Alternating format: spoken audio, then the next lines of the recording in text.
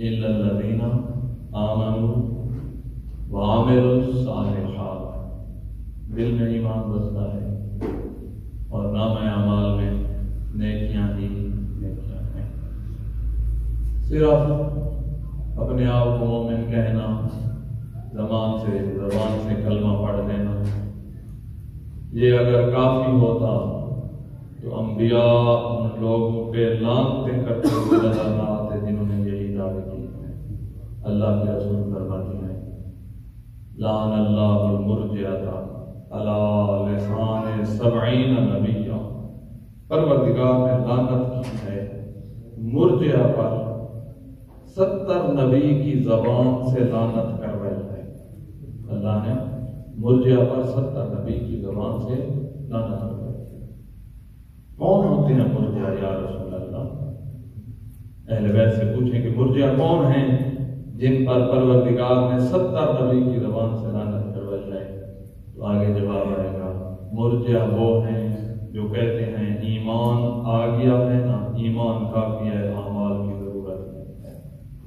ऐसे लोगों ने आना था, आने वाले जमानों में ऐसे लोगों ने आना था जो लोगों को इसी बात के साथ गुमराह जिन्होंने करना था कि तो मोमिन बन गए, तुमने कलमा पढ़ लिया है, तुम बड़े बड़े नारे लगाने वाले बन गए हो, अब नारा लगाओ तुम जैसी बन जाओ। ऐसे लोगों ने आना था और जिसकी वजह से आइम्मा अहले बैत ने इस तरफ मोमिनीन को मुतवज्जो करवाया और चाहते हैं कि हमारे फरामीन अपने बच्चों को सुनाया करो।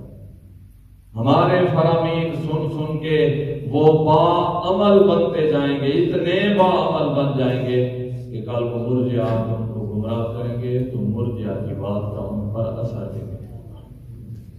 ईमान के बगैर, ईमान के साथ अमल के बगैर अगर कोई ये समझे हुए है कि मैं कामयाब हो जाऊंगा, ये अपने आप को धोखा दिया, इसने अपने आप को धोखा दिया।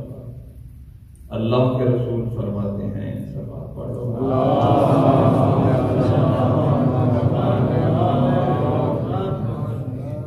मन क़ाला ला इलाहा इल्लल्लाह, हुज़ूर फरमाते हैं कि तुम में से जो बंदा भी कह दे ला इलाहा इल्लल्लाह, मुखलिस है, खलूस के साथ कहे, दाखिल जन्नत, वो बंदा जन्नत का मुस्तहिक बन गया।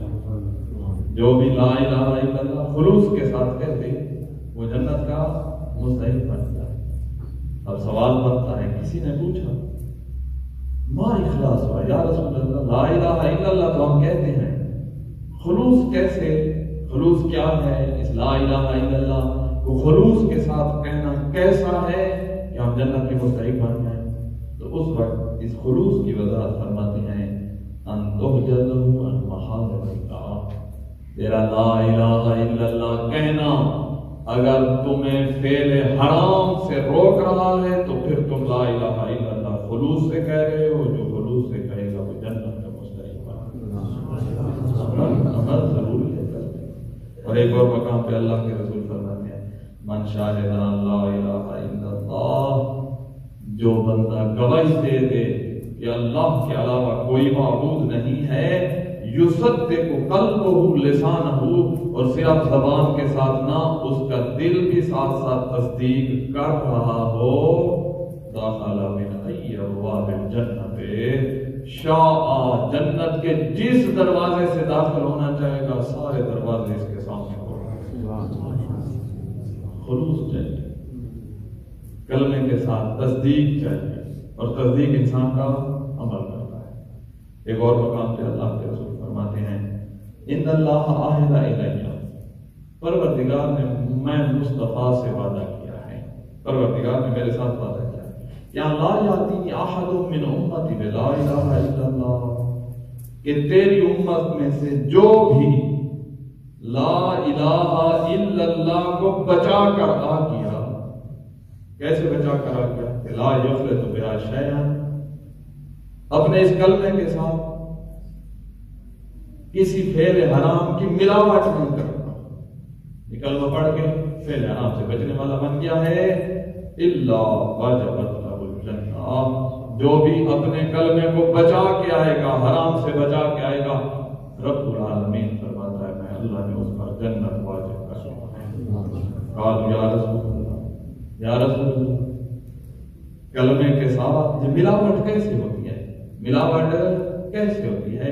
تو حضور نے پھر کچھ ملاوٹیں ذکر کی ہیں. قالا حرصا علی الدنیا، یہ جو تمہیں دنیا پہ حرص اور لالچ ہو جاتی ہے نا، یہ تم سے بڑے بڑے پھر کام کرواتی ہے.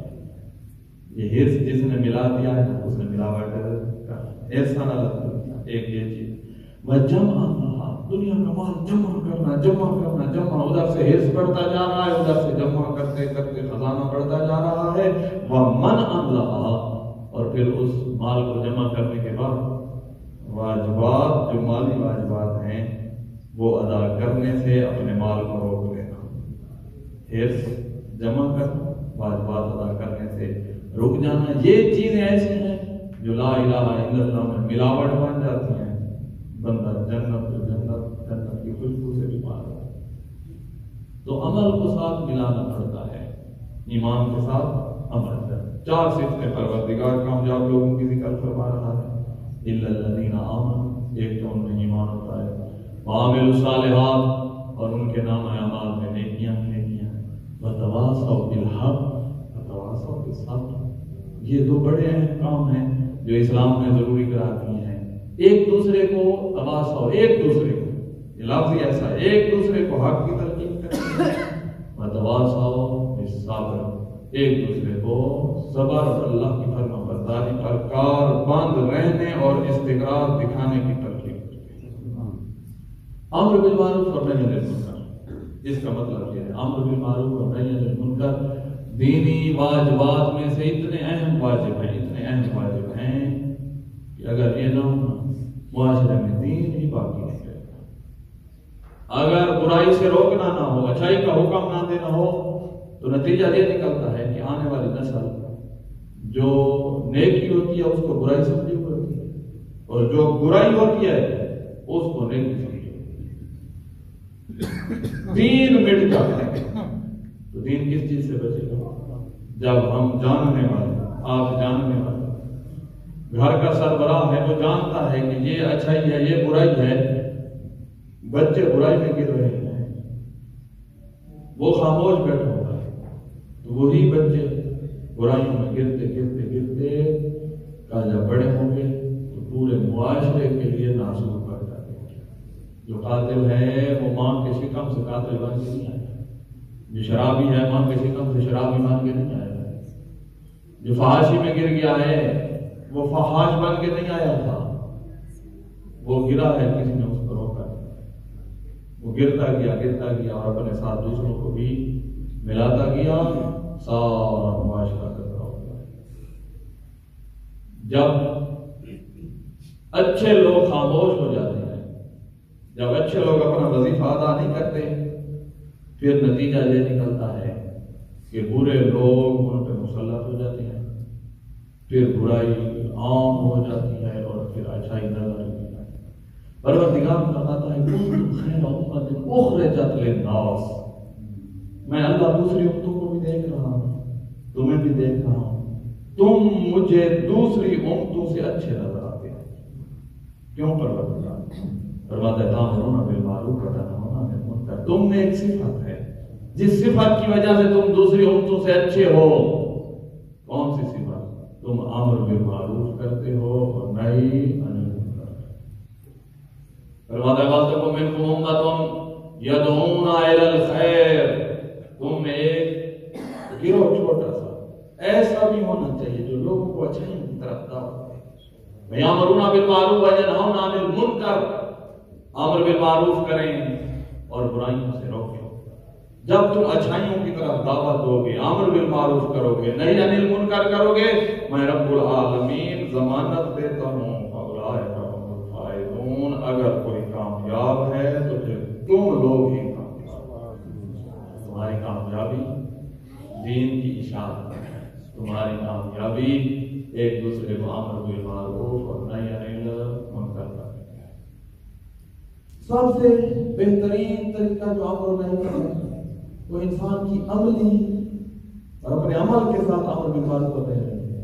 ایک بندہ اللہ کے رسول کی خدمت میں آتا ہے اور آگے کہتا ہے،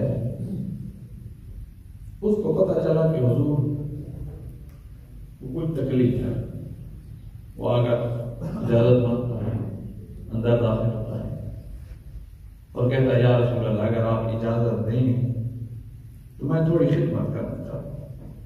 اجازت مل گئی، وہ حضور کو دباتا رہا کافی دیر۔ اس کے بعد حضور نے فرمایا ماں حاجت ہوگا، کیا کسی چیز کی ضرورت ہے؟ کیوں آئے ہوئے؟ کسی چیز کی ضرورت ہے؟ تو موقع سے فائدہ اٹھاتے ہوئے کہتا ہے یا رسول اللہ ہاں ضرورت مند ہوں، مجھے ضرورت ہے۔ فرمایا کس چیز کی ضرورت ہے؟ کہنے لگا یا رسول اللہ الجنت، مجھے جنت کی ضرورت ہے۔ دنیا نہیں مانگی، کہتا مجھے جنت کی ضرورت ہے، جنت مانگنے آیا۔ اس وقت تھوڑی دیر خاموش رہے، شاید وحی کے آنے کا انتظار کرتے رہے، اور فرمایا ٹھیک ہے میں مصطفیٰ تیری جنت کا ضامن کروں، تیری جنت کا ضامن کروں۔ اب جنت جانے، زہرا کا بابا جانے، میں تمہیں جنت لے کر دوں گا۔ جب یہ بندہ جانے لگا اس وقت پیچھے سے آواز ہوئی یا عبداللہ، اے عبد خدا میری ایک بات سن کے جانا، جنت کا میں ضامن بن گیا ہوں لیکن آئندی میری مدد کرنی ہوگی۔ کیسے مدد کرنی ہوگی؟ فرمایا بطول سجود، لمبے لمبے سجدے ادا کر کے میں مصطفیٰ کی مدد کرنی ہوگی۔ یہ لمبے سجدے کیسے مدد کریں گے؟ ہاں دوسری روایات پہ جب دیکھتے ہیں تو ان سے پتہ چلتا ہے کہ جب مومن سجدے کی حالت میں ہوتا ہے اور سجدے کو لمبا کرتا جاتا ہے، مومن کے گناہ ایسے گرتے ہیں جیسے موسم خزاں میں درختوں پہ خشک پتے گرتے ہیں۔ سجدہ لمبا ہوتا جا رہا ہے، روزانہ بندہ ایک سجدہ ایسا دیکھے، سجدہ لمبا ہوتا جا رہا ہے، گناہ گرتے جا رہے ہیں۔ گناہ جس کے ختم ہو جائے، جس کے گناہ ختم ہو جائے، اس کا دل نورانی ہو جاتا ہے۔ جب دل نورانی ہو جاتا ہے اس بندے سے نور نکلتا ہے، روحانی نور نکلتا ہے جو ان آنکھوں سے نظر نہیں آتا، ایسا نور نکلتا ہے جو اس کے ساتھ بیٹھے گا اس نور کا ان لوگوں پہ اثر ہوگا، جیسے ان پہ اثر ہوگا وہ بھی دینداری کی طرف آنے لگیں گے۔ یہ امر بالمعروف ہے، یہ نہی عن المنکر ہے جو انسان نے اپنے عمل کے ساتھ کیا ہے۔ فرمایا میں مصطفیٰ جنت کا ضامن ہوں لیکن میری مدد مانگ رہے ہیں۔ لگتا ہے یہی بندہ کیا، باہر کہیں جا کے اس نے بتایا، محسوس ایسے ہوتا ہے۔ دوسری روایت میں دیکھتا ہوں کہ پوری قوم اللہ کے رسول کے پاس آ گئی ہے، کیا مانگنے آئے؟ کہنے لگے یا رسول اللہ اضمن لنا الجنہ، ایسے نہیں ہو سکتا کہ آپ ہماری جنت کے ضامن بن جائیں، ہمیں جنت دے دیں۔ اس وقت حضور نے فرمایا ٹھیک ہے میں مصطفیٰ تمہاری جنت کا ضامن بنتا ہوں لیکن میری صرف ایک شرط ہے، وہ شرط تم پوری کر میں جنت میں جاؤں۔ کیا شرط ہے؟ ان کو بھی فرمایا آئینی او آئینہ بطول سجود، میں جنت کا ضامن ہوں لیکن لمبے لمبے سجدے ادا کر کے میں مصطفیٰ کی مدد کروں۔ باعمل دیکھنا چاہتے ہیں، باعمل بندہ تھوڑی سی گفتگو کرنے کا اس کا بہت بڑا اثر ہے، اور انسان کی اپنی زندگی باعمل نہیں ہے تو جتنا بھی بولتا ہے اس کا کوئی اثر نہیں۔ تو کامیاب وہ بندے ہوں گے جن کے دلوں میں ایمان ہے، جن کے نام اعمال میں عمل صالح ہے، جو حق کی تلقین کرتے ہیں، جو ایک دوسرے کو صبر کرتے ہیں، یہ باقی ساری اور حق اور صبر کی تلقین کا بہترین طریقہ یہ ہے کہ انسان خود باعمل بنے، اس کی زندگی کو دیکھ کر اور لوگ بھی اس کی طرح کرنے کی کوشش کریں۔ اس لیے اہل بیت فرماتے تھے کونوا لنا دعاۃ صامتین، اے ہمارے شیعہ ہم اہل بیت کی طرف لوگوں کو دعوت دو لیکن زبانوں کے ساتھ نہ، ہمارے گنگے مبلغ بن جاؤ۔ آگے سادے سودے مومن پوچھتے تھے یا رسول اللہ ایسے بھی ہو سکتا ہے کہ ہم بولے بھی نہیں اور آپ کی طرف دعوت بھی ہو جائے، آپ کی طرف بھی بلا جائے؟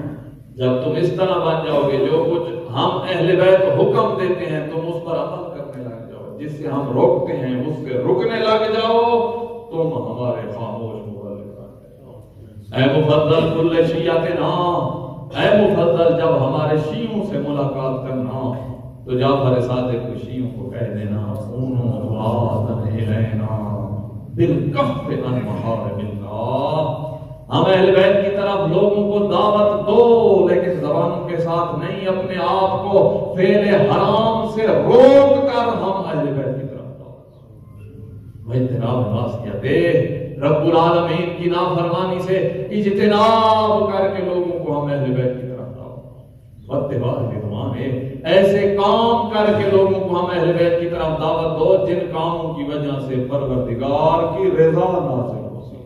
فَإِنَّهُ يَكُونُ كَذَلِكَ فَإِنَّ النَّاسَ إِلَيْنَا مُسَارِعِينَ، اگر جعفر صادق کے شیعہ اس طرح بن جائیں کہ حرام سے رکنے والے اور واجبات کو ادا کرنے والے بن جائیں، لوگ ہماری طرف ایسے آئیں گے جیسے اونچائی سے نیچی جگہ کی طرف پانی بڑا جلدی سے آتا ہے، لوگ ہماری طرف ایسے آئیں۔ اے زید مولا کی خدمت میں جاتا ہے، فرمایا اے زید